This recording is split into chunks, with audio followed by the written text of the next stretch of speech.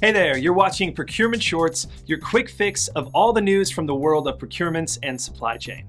Let's take a look at what's making headlines across the world.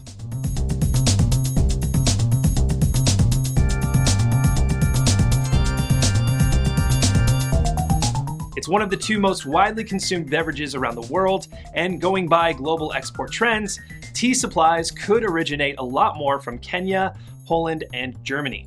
With Sri Lanka's economic crisis deepening and as exports from China continue to remain unreliable, tea importers around the world are looking for alternatives. As things stand, China remains the world's largest exporter, accounting for 28.2% or $2 billion worth of tea exports per year.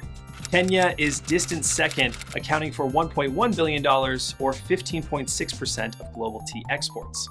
While India was originally poised to capitalize on the Sri Lankan vacuum and supply crunch from China, reports have emerged of importers not being happy with pesticide levels in Indian tea leaves.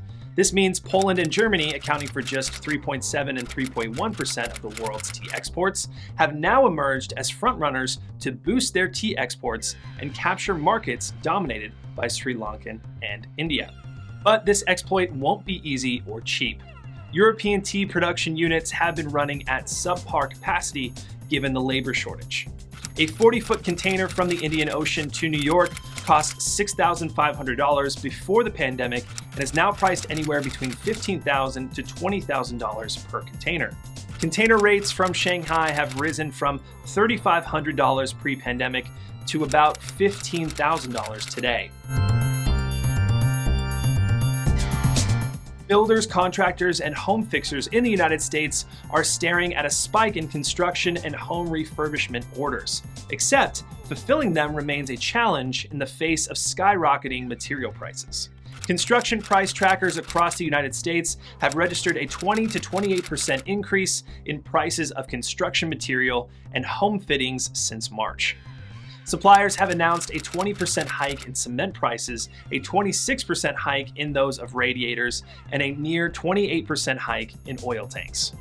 Continued labor shortages on their part have also made matters worse. In fact, a U.S. Department of Commerce report revealed that the number of homes authorized for construction but that hadn't yet begun was at a 15-year high.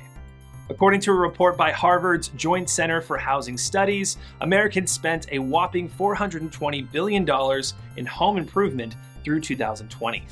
Those numbers are expected to remain as strong this year too, as market research in the US predicts an impending rush to buy real estate before interest rates increase again. Real estate brokerage firm Redfin, for one, has said that an estimated 5.24 million new homes could take form and shape in the US to satisfy present-day demand. While relief measures in the US, such as easing red tape surrounding steel production and procurements, could go a long way in easing supplies and giving a leg up to purchases, a fall in steel output from Iran, Ukraine, China, and Russia means the uneven demand-supply ratio is expected to continue. That's about all the time we have on this episode of Procurement Shorts. Thanks so much for watching, and do keep an eye on BureauLive.ai for more news and updates on logistics, procurement, and supply chain. Until we meet again, it's goodbye from us.